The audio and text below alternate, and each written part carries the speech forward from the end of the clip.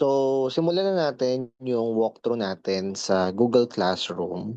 Now, I assume na at this part nakapag-download na kayo ng inyong Google Classroom at nakapag-login na rin kayo gamit ang inyong school email account.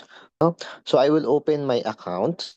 Ayan. So, for example, kayo ay bago sa paggamit ng Google Classroom. Of course, the first thing that you will do is to create a class. So, let's create a class. At halimbawa, ang gagawin kong klase ay Filipino. So, first is yung class name, ano? So, Filipino, halimbawa, grade 4. Tapos, ilagay nyo na rin yung section. Ayan. So, halimbawa, Filipino grade 4 Rizal. Kasi yan yung required lang naman, yung class name, no? Ito, pwede rin naman ulitin nyo yung Rizal, no? And then, halimbawa, room 11, if alam niyo na yung room number ninyo at ano yung subject. Now, um, bakit kailangan yung class name kompleto, nandun yung subject, nandun yung grade, nandun yung section? Dahil kapag nakita nyo na or pag marami na kayong mga sections, mas madali kung nasa isang nasa iisang area lang ninyo makikita yung title ng inyong klase, no? So, ayan. So, i-create na natin. Okay. Ayan. So, automatic pumasok na tayo doon sa loob ng classroom ng Filipino Grade 4 Rizal. Pero lalabas lang ako saglit, no? So, i-click ko yung classes. Ayan. At dito makikita natin, no, yung listahan ng mga ah, classes natin sa Google Classroom. Pero syempre, wala pa kayong makikita ngayon, no, dahil isa pa lang yung ginawa ko. So susubukan kong mag-create ulit, halimbawa science grade for Rizal, no? Ayan, so skip na muna natin yung paglalagay dito sa tatlo, then we will again create. Ayan.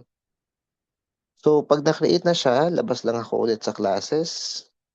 Ayan. So makikita nyo, di ba? Mas maganda na kumpleto yung pangalan nung classroom na ito dahil malaki yung title, no? Filipino Grade 4 Rizal at Science Grade 4 Rizal. Ayan. So I will now open yung Filipino Grade 4 Rizal. Ayan. So bigyan ko lang muna kayo ng tour, no? So sa upper left corner, makikita ninyo yung iba yung mga options, no? So yung classes, yung calendar, yung resources, mamaya ipapakita natin anong meron sa resources, notifications, and naka-integrate na rin si Gemini. Ang Gemini po ay yung AI application ni Google Classroom o ni Google, no?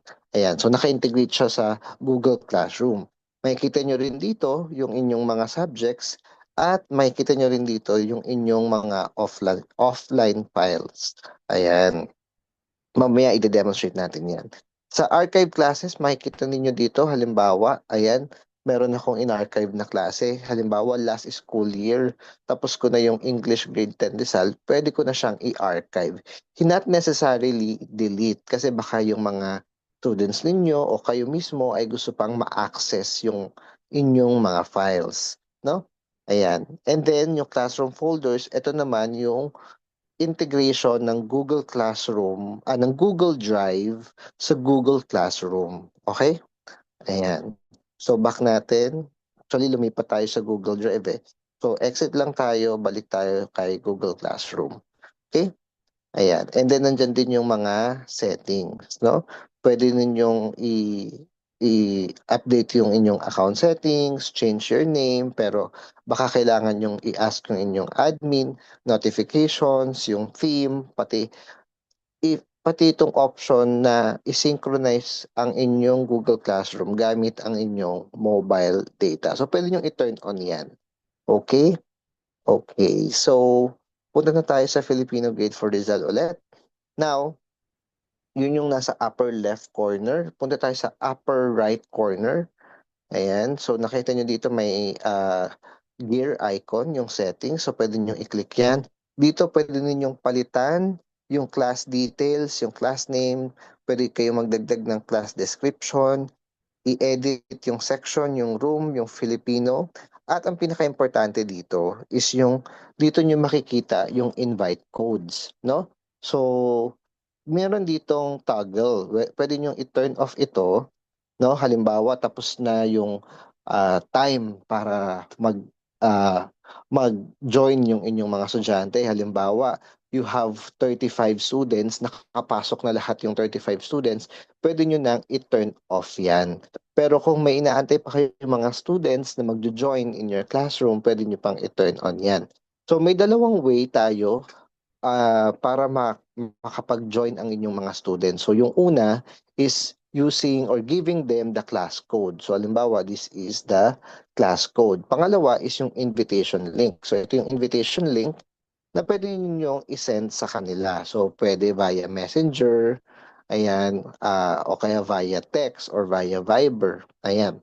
And then, meron ding settings para sa stream. Sino yung gusto ninyong makapag-post lang sa stream? Pwede bang students can post and comment? O kaya students can only comment? O kaya only teachers can post and comment? Ayan. So, kayo ang bahala. Ayan. Ganon din yung classwork on the stream. Do you want to show attachment in details or show condensed notifications or hide notifications? So ako mas gusto ko naka-show yung attachment and details. Okay, another integration dito sa ating Google Classroom is Google Meet. So halimbawa, kinakailangan ninyo na i-meet synchronously yung inyong mga students, pwede kayong mag-integrate na ng Google Meet link sa inyong Google Classroom para hindi na kayo paulit-ulit mag-generate ng link sa inyong klase sa buong taon. So, pwede nyo na yan i-generate Meet link. Ayan. At ito na yung inyong Google Meet link sa buong taon. Nandyan na yan, naka-integrate na siya. Pwede nyo ring i-on yung toggle if you want the link to be visible sa students sa stream page para hindi na lagi naghahanap nasan yung link o nasan yung link, nakalabas na siya agad sa stream. So pwede nyo i-save yan. Ayan. At bubuksan natin. Okay. Ayan, makikita nyo lumabas na yung Google Meet icon sa katabi ng settings. Okay? Ang next na nating i-demonstrate ay yung ating stream, no? So yung stream, yun yung unang button dito sa ilalim. Okay? At dito kayo pwedeng mag-announce sa inyong mga students. So halimbawa, new announcement.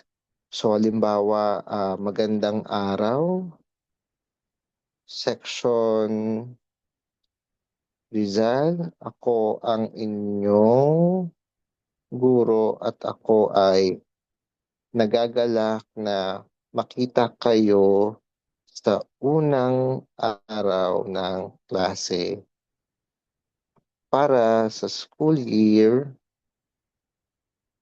2026-2027. Ayan. So, pwede rin kayong mag-attach dyan. Halimbawa, meron kayong curriculum guide o kaya parang topic outline na gusto nyong mabigay na sa inyong mga students, pwede nyo nang i-click yung create.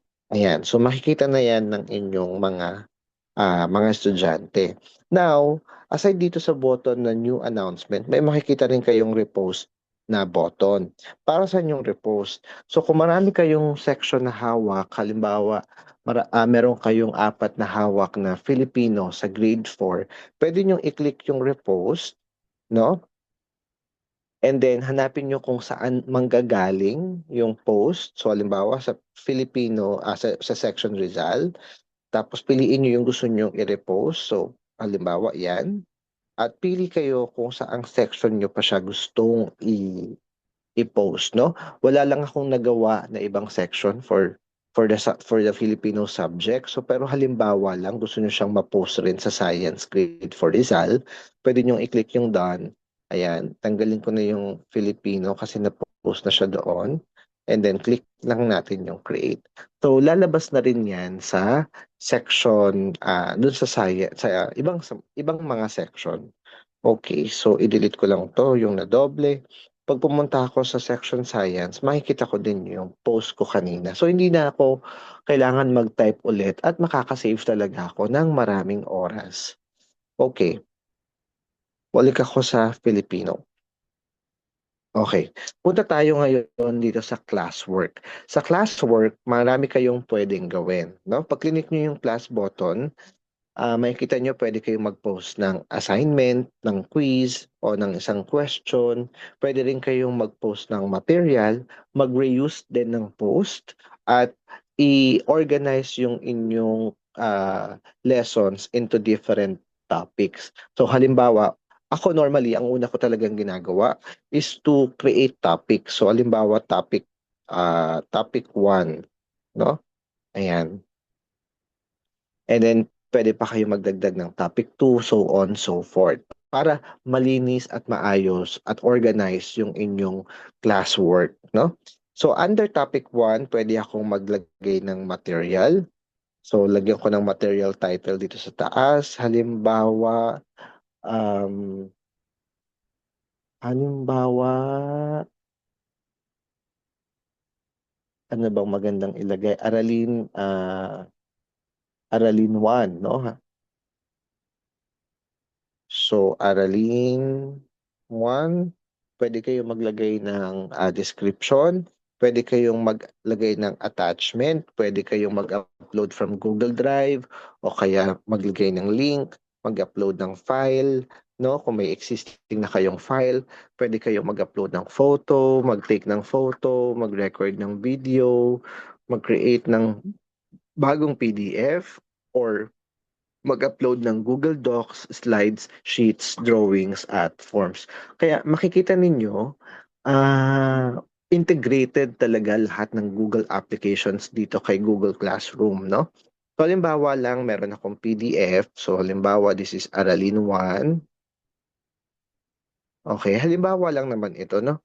Halimbawa may existing na kayong PDF, I will just save this for the purpose of having a PDF. Ayan. So, i-assume natin na meron na kayong description. Okay, and then i-assign niyo siya sa topic para doon siya ma-organize. Ayan, so i-post na natin. Ayan. So nandiyan na siya under topic 1. So yan yung, material.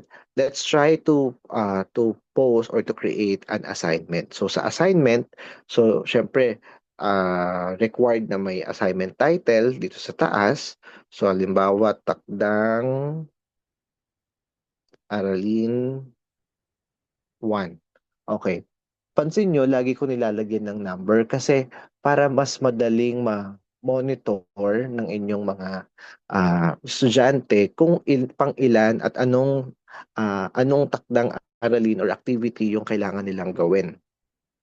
So halimbawa meron kayong ayan na, may title na, puwede kayong maglagay ng description, then puwede kayong mag-attach ng details nung assignment na yon, 'no, nung takdang aralin na yon.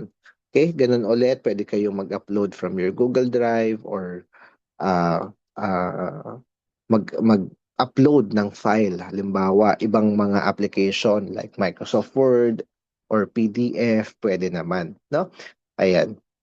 Then, puwede niyong i-assign yung points. So halimbawa, puwedeng 10 points lang, halimbawa, ayan. Then mag-set kayo ng due date. So halimbawa bukas, 'no? And then saang topic siya ulit nakapaloob. So under topic 1. Now dito yung nakikita niyong light blue buttons, 'no? 'Pag clinic natin 'tong Filipino Grade 4, makikita niyo ulit na puwede kayong mag-post ng assignment into multiple classes. So, babalik ako dun sa example natin kanina na kung 4 yung inyong klase, hindi niyo kailangan isa-isang mag-post, 'no, sa lahat ng sections ninyo, puwedeng isahan na lang, okay. Then, nakikita niyo yung button na all students. Anong ibig sabihin niyan? Okay, dahil wala pa tayong students na nakikita dito, pero ang purpose nito ay, halimbawa meron kayong mga estudyante na madaling makaintindi ng inyong mga lesson, pwede nyo silang bigyan na assign ng enhancement activity na sila lang ang makakakita at sila lang ang makakapag-submit. On the other hand, kung meron kayong mga estudyante na kailangan ng additional remediation activities or lessons or materials, pwede niyong piliin sila at sila lang ang makakakita at makakasagot nung activity na yon, no? So this is an example of how differentiated instruction can be done inside Google Classroom. Ayan, pwede na nating i-assign ang takdang aralin 1. Okay. So assignment created. Another example is ang ating quiz naman. So dito sa quiz, pwede kayong halimbawa pagsusulit 1. Okay? Ayan. And then, pwede kayong maglagay ng instruction o ng description dito. So, instruction or panuto dahil Filipino tayo. And then, dito, pwede ninyong i-click yung automatic Google Forms na nakapasok dito. Ayan. Dahil nga inassume ni Google Chrome na magpapaquiz kayo, nilagyan niya na agad ng Google Forms. Ayan. So, pwede nyo i-click yan, tapos mau-open sa Google Chrome, yung Google Forms, no? Kailangan naka-login din yung inyong account doon at pwede na kayong mag-create ng inyong pagsusulit. Okay? Kung ayaw nyo naman ng quiz na naka-Google Forms, pwede rin naman. Pwede nyo i-click yung X button para matanggal yung Google Forms at pwede nyo yung i-customize kung paano kayo magpapa-quiz, no? Ayan. So, yung quiz nyo, halimbawa, 10 points, then click done, due date, pwede kayo mag-save, at saan ulit na topic siya. Ayan. So, click done, and then click assign.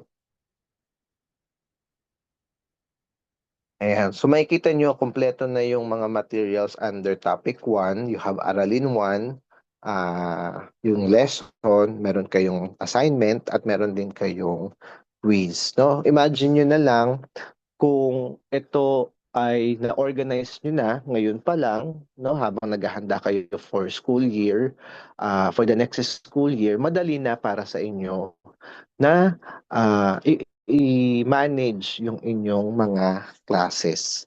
Okay? Ayan. So yan yung ating class work. So halimbawa, gusto niyo mag-reuse ng post. So pili ako dito.